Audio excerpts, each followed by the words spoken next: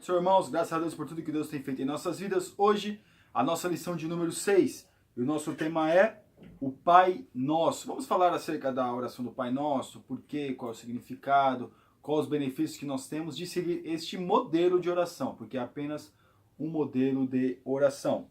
O nosso texto do dia que está em Lucas, capítulo 11, versículo 11, diz assim: E aconteceu o quê? Estando ele a orar num certo lugar, quando acabou, lhe disse um dos seus discípulos: Senhor, ensina-nos a orar. Então nós vemos aqui os discípulos pedindo, ou o discípulo pedindo para Jesus, para que ele pudesse ensiná-los a orar, que tivesse um modelo de oração. A nossa síntese, a oração do Pai Nosso representa uma segurança, mas também um desafio aos discípulos do Senhor de todos os tempos. Irmãos, este modelo da oração do Pai Nosso é um modelo que nós temos, que fala tanto das questões celestiais, das questões, do céu, quanto das questões aqui da terra. E aqui, meus irmãos, o nosso texto bíblico, que está em Mateus 6, do 9 ao 15, diz assim: Portanto vós orareis assim: Pai nosso que estás no céu, santificado seja o teu nome. Venha o teu reino, seja feita a tua vontade, assim na terra como no céu. O pão nosso de cada dia dá-nos hoje. Perdoa-nos as nossas dívidas, assim como nós perdoamos aos nossos devedores. E não nos induzas à tentação, mas livra-nos do mal, porque teu é o reino, e o poder e a glória para sempre. Amém. Porque se perdoares aos homens as suas ofensas, também vosso Pai Celestial vos perdoará a vós. Se, porém, não perdoares aos homens as suas ofensas, também o vosso Pai vos não perdoará as vossas ofensas. Então vai falar muito acerca do perdão, acerca da reconciliação entre os irmãos, que é essa, vamos dizer assim, é uma das finalidades da oração do Pai Nosso. Porque quando ele diz, santificado seja o teu nome, né?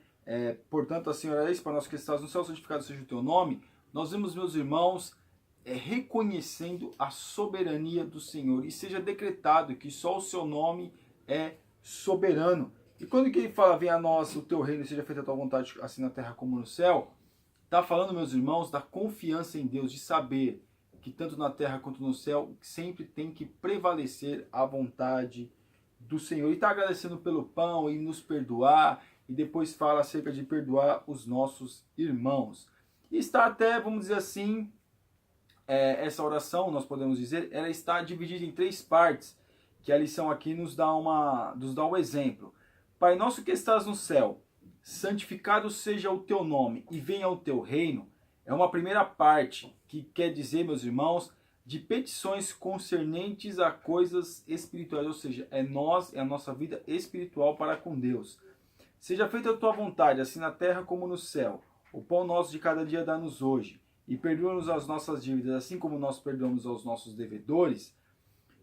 Condições, quer dizer, meus irmãos, as petições materiais. E não nos induz à tentação, mas livra-nos do mal, porque teu é o reino, o poder e a glória para todo sempre.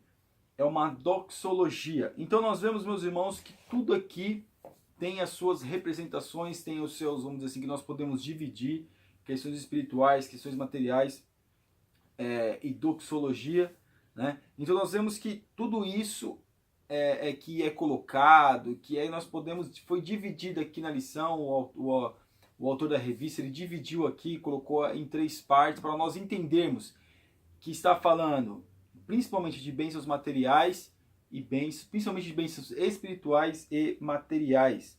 A nossa introdução, embora curta, a belíssima oração do Senhor, também conhecida como Pai Nosso ou oração dominical, contém farto material de introdução bíblica e teologia. Há muito se divide as opiniões acerca de ela ser uma oração para se repetir tal como o mestre ensinou ou se constituiu apenas um roteiro. Irmãos, particularmente eu acho que é apenas um roteiro, que é apenas um exemplo de oração, ou esboço que os crentes devem utilizar como forma de orientação de seus devocionais particulares ou na liturgia de um culto. O fato mais importante é que o mestre orava e com seu exemplo e suas palavras ensinou seus discípulos a fazerem o mesmo, tanto na forma quanto no conteúdo, ou seja, deu exemplos para eles como eles deveriam orar e como proceder mediante a oração. A parte 1 aqui, o tópico 1, filiação divina, reconhecimento da santidade e a vinda do reino. Primeira parte, paternidade celestial. O Antigo Testamento registra pouquíssimas ocorrências, meus irmãos, pouquíssimas ocorrências, como a revista está falando, nós vemos no Antigo Testamento, em que Deus é de forma inferida ou textual, chamada de Pai. Ou seja, no Antigo Testamento nós não vemos, no caso, o crente, a pessoa chamando Deus de Pai com tanta intimidade. Jesus nos dá essa possibilidade, nos ensinou a ter vamos dizer assim, esse sentimento para com Deus, essa intimidade para com Deus. Jesus nos ensinou, Jesus deu essa possibilidade para nós, que nós podemos chamar Ele de Pai, que Ele é o nosso Pai. Jesus, Ele sempre falava meu Pai, Ele sempre nos deu o exemplo de como nós devemos nos referir quando nós vamos chegar diante de Deus. Então nós vemos que essa é uma das possibilidades, das oportunidades que nós temos de nos chegar diante de Deus, é falar Pai, como intimidade, claro, respeitando como autoridade superior, mas nós temos essa possibilidade de chamar o Deus Todo-Poderoso de nosso Pai. A santidade no nome divino. A santificação do nome do Pai não é de alguma coisa produzida pelo suplicante, ou seja, a santidade é intrínseca ao nome do Criador. Conforme entendia a cultura judaica, o nome de Deus era inseparável de sua pessoa. Santo, santo, o nome do Pai, cabe a quem se dirigir a Ele e respeitá-lo. Irmãos, aqui está até falando aqui que não dá para separar, eles não separavam os judeus, inseparável. A pessoa, no caso de Deus aqui, como um Deus, o nome de Deus, era inseparável da sua pessoa, ou seja, não tem como separar as coisas. Deus é todo poderoso, Deus é tremendo e é tudo junto. A trindade, ela é toda junta. Pai, Filho e Espírito Santo são todos uma pessoa. Ah, mas como assim?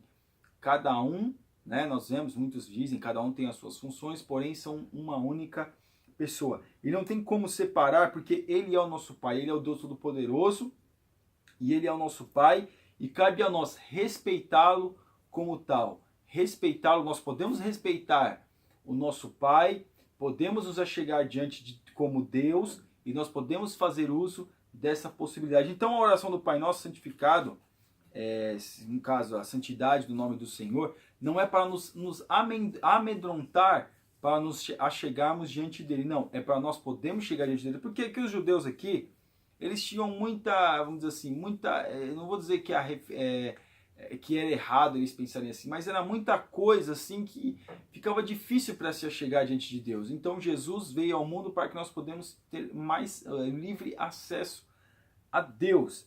A vida do reino e a vontade divina cumprida integralmente. A primeira súplica é definidora e norteia todo o restante. É importante notar que ela diz respeito à realidade de vida e não terrenal. Pedir ao Pai, cujo nome é santo, e a quem não se deve dirigir a palavra se essa não corresponde à intenção para que o reino dele venha. Então nós vemos, meus irmãos, que esse é o nosso desejo. Venha a nós o teu reino, seja feita a sua vontade. Então essa de vir o teu reino, pedir para Deus vir o teu reino, o reino de Deus se revelar a nós. Nós temos a oportunidade de entrarmos na presença de Deus. Esse tem que ser o desejo do nosso coração. Essa oração de vir o teu reino é como se nós estivéssemos pedindo para Deus bênçãos espirituais. É uma referência, é um exemplo de nós pedirmos para Deus bênçãos espirituais. E tal como ela é realizada no céu, onde a vontade do Criador é a ordem vigente, situação em curso. A prova de que o suplicante quer exatamente isso é se em sua própria experiência de vida no dia a dia, ele permite que a vontade divina seja prevalente. Irmão, será que nós falamos tanto da vontade de Deus, que seja feita a vontade de Deus, mas será que nós aceitamos a vontade de Deus quando ela se realiza na nossa vida? Será que nós estamos aceitando a possibilidade de Deus realizar a sua vontade em nós? Será que nós estamos aceitando isso? Será que nós queremos verdadeiramente que a vontade de Deus seja feita em nossas vidas, seja realizada em nossas vidas?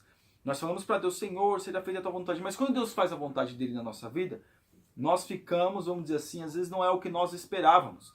Mas saiba que a sua vontade é soberana. Ele sabe de todas as coisas. Então, quando nós orarmos, venha o teu reino e seja feita a tua vontade, assim na terra como no céu.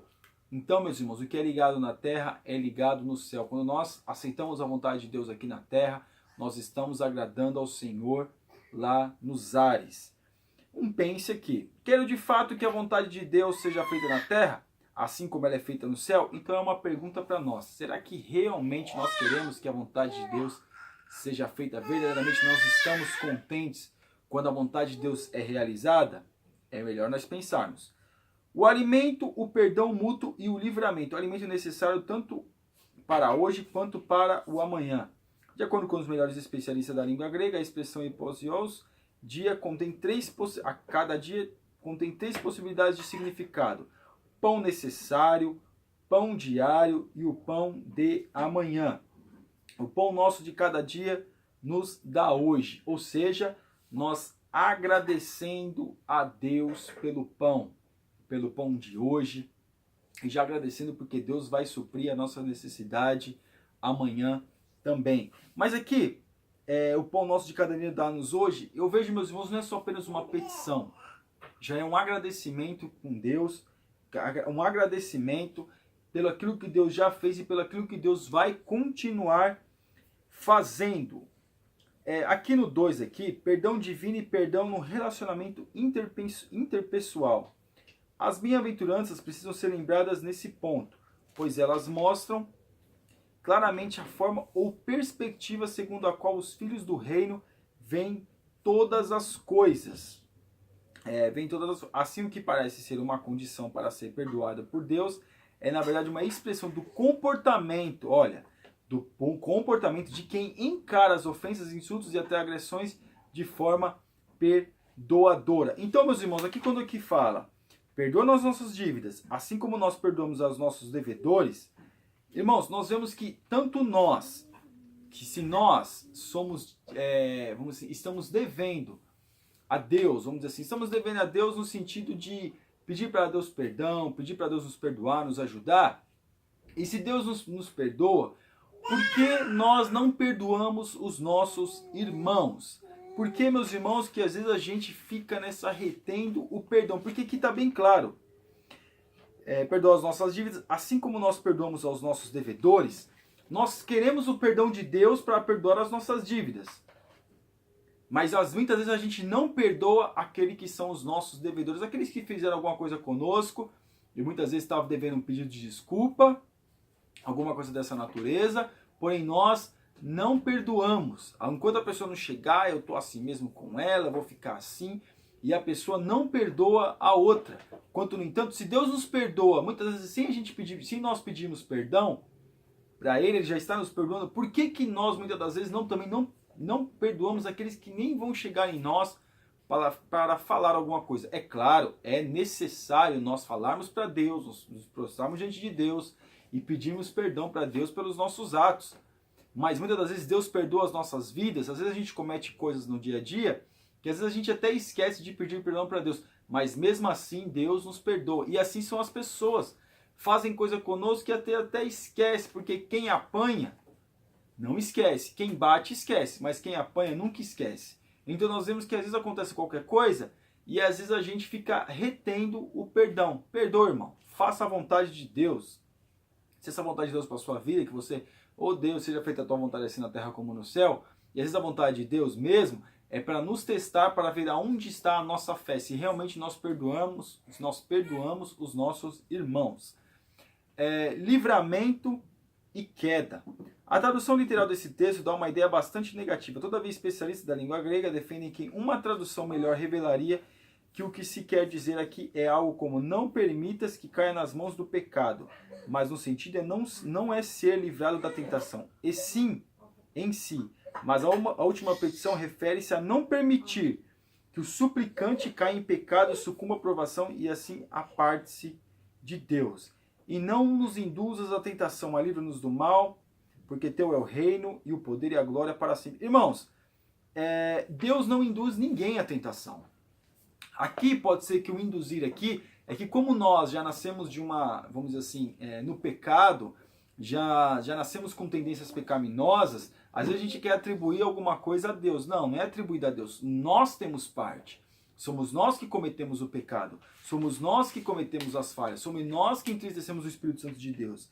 E aqui fala, mas livra-nos do mal. Aí sim, tudo bem. Senhor, nos livra do mal. Nos tentado. Tentado, todos nós somos tentados. Porém, a gente não podemos ceder à tentação.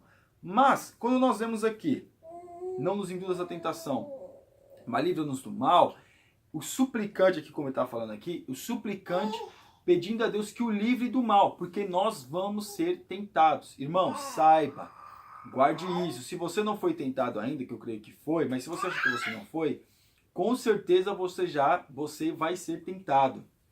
E é diversas áreas da nossa vida, principalmente nas áreas onde nós temos mais fraquezas. Então nós somos tentados, meus irmãos, a pecar contra Deus, a desagradarmos o Espírito Santo. Mas peça, ore. Essa é a oração. Olha bem, veja, meus irmãos, vamos prestar atenção no modelo de oração. Primeiro o Senhor fala: santificado seja o teu nome, Pai nosso que estás no céu, nos chegar diante de Deus como nosso Pai, com intimidade. E depois, santificado seja o seu nome é santo, seu nome é tremendo, seu nome é poderoso. Venha o teu reino, seja feita a tua vontade assim na terra como no céu. Que nós aceitarmos a providência de Deus para a nossa vida. Nós aceitarmos a vontade de Deus para a nossa vida. Nós aceitarmos as determinações que o Senhor determinou para a nossa vida. O pão nosso de cada dia nos dá hoje. Nós agradecendo a Deus pela graça, pela presença, pelo pão hoje. Sabemos que Deus vai suprir amanhã. De repente, hoje tá bom, tá farto, mas amanhã, de repente, não vai estar tão bom assim. Porém, nós agradecemos a Deus por aquilo que Ele nos dá. Perdoar, saber chegar diante de Deus, pedir perdão para Deus e perdoar aqueles que muitas vezes fazem algo contra nós. Não nos induz à tentação. Deus, Ele não tenta ninguém. Deus não vai tentar a mim, não vai tentar você. Nós somos tentados pelas nossas próprias concupiscências. Nós temos tendências pecaminosas. Mas nós temos que orar para Ele nos livrar do mal. Porque, meus irmãos, todos nós somos tentados. Jesus foi tentado, nós sempre somos tentados e diversas vezes ainda seremos tentados em diversas áreas da nossa vida. Então, esse é um modelo claro de oração. Terra, céu, terra, céu, terra. Para quê? Para que nós venhamos se achegar mais a Deus. Tanto nós estamos aqui na terra, nós chegarmos a Deus e ainda Deus nos concede bênçãos espirituais. Glorificação do Pai no final da oração. O reino. A oração termina com o reconhecimento de que o reino é de Deus e não propriedade dos homens. A despeito de muitos de ontem e de hoje pretenderem-se donos do reino, ele continua sendo de Deus. Irmãos, nós vemos que muitos querem ser dono da igreja, que muitos querem ser donos da minha igreja, os meus membros, o meu rebanho, é o meu, não tem nada seu, não tem nada de ninguém. O povo é de Deus, o povo é do Senhor, foi Deus que permitiu que esse povo aceitasse, ajudou esse povo a aceitar, vir para a igreja. Deus, tudo é de Deus, porque dele é o reino é dele, é só dele. Ninguém pode aparecer mais no reino do que o rei. Os súditos não podem querer aparecer mais no reino do que o rei. Os servos não podem querer aparecer mais no reino do que o rei. Então o único que tem que aparecer nesse reino é o Senhor Jesus. O poder. Os discípulos serão felizes se, tal como o salmista, conseguirem entender a mensagem de que o poder pertence a Deus. Irmãos, às vezes as pessoas têm dons de curar, de revelar e tantos dons, porém, da onde que vem esse poder? É de Deus, ninguém é dono de nada, ninguém pode fazer nada, até mesmo pregar a palavra de Deus, mesmo que a pessoa tenha estudado 15, 20 anos, ele não pode, se o Espírito Santo de Deus não revelar, se o Espírito Santo de Deus não instruir, não ajudar, ele não faz absolutamente nada, ele vai apenas contar a história, mas a palavra revelada, a palavra que entra nos corações, só pode ser transmitida através do Espírito Santo usando as nossas vidas. A glória pertence ao Senhor. Qualquer oferta que venha com essa proposta, por mais sedutora que seja, diabólica, o mestre é a espécie e imagem dessa glória que pertence somente ao Pai. Irmãos, nós vemos aqui o exemplo de Jesus, um exemplo de humildade. Jesus, também Deus, falando: meu Pai, Jesus também, Deus falando meu Deus, chamando Deus de meu Deus, chamando Deus de meu Pai, se colocando à disposição, que toda a glória seja dada a Deus. Jesus iria atribuindo a glória a Deus. Irmãos, por que que esses homens acham que a glória tem que ser para si? Hoje nós estamos vivendo dias onde eles querem, onde muitos querem que a glória seja para si, que a glória tem que ser para mim, que agora sou eu, que agora vão ver, que agora não sei o quê, e tanta conversa, e tanta falácia, e na verdade, meus irmãos, a glória é de Deus, Deus tem que ser glorificado e exaltado. Se você ou eu, se nós não quisermos dar glória a Deus, Deus continua sendo santo e tremendo e poderoso. Ele não precisa da minha glória, ele não precisa do meu glória a Deus, nem do seu, para ele continuar sendo santo. Tem anjos e serafins que dão glória para ele eternamente, sempre vão dar. Nós que temos que dar glória para Deus, porque se glória não sobe, glória também não desce. Então veja que a glória, a honra, o poder, o louvor, tudo é de Deus. Nós não somos nada. Nós somos apenas instrumentos na mão de Deus. Nós somos apenas instrumentos que Deus dá a possibilidade de entrarmos no céu e usufruirmos das bênçãos eternas. Irmãos, nós não somos nada, somos todos iguais, e é só Deus que é merecedor de toda a honra, toda a glória, todo louvor e adoração. Homem nenhum tem que se render glória a homem nenhum, porque a glória pertence a Deus. A nossa conclusão: a oração do Senhor tem uma intenção muito clara: ensinar aos discípulos a não orar como os hipócritas ou como os pagãos. A introdução no versículo 9 demonstra isso. Portanto, os que abraçaram o Evangelho de Jesus e aceitaram sua justiça devem orar exatamente assim. Os hipócritas que querem demonstrar uma coisa para Deus que não é. Irmãos, Deus vê tudo. Não queira demonstrar uma coisa para Deus que você não é. Não vou demonstrar uma coisa para Deus que eu não sou. Deus, quando você está orando, Ele não está ouvindo as suas palavras somente. Ele está orando dentro do seu coração, dentro da nossa mente, dentro de nós. Ele vê tudo. Então, quando nós orarmos, sejamos humildes. Sejamos humildes para que Deus possa ouvir a nossa oração, possa atender. E aqui é o modelo de oração. Nós orarmos, colocarmos a nossa vida no altar diante de Deus e que Deus possa ouvir a nossa oração. Amém, irmãos? Você que ainda não é assinante do nosso canal, te convido a assinar. Que Deus abençoe a sua vida. Fique na paz. Deus abençoe. Amém.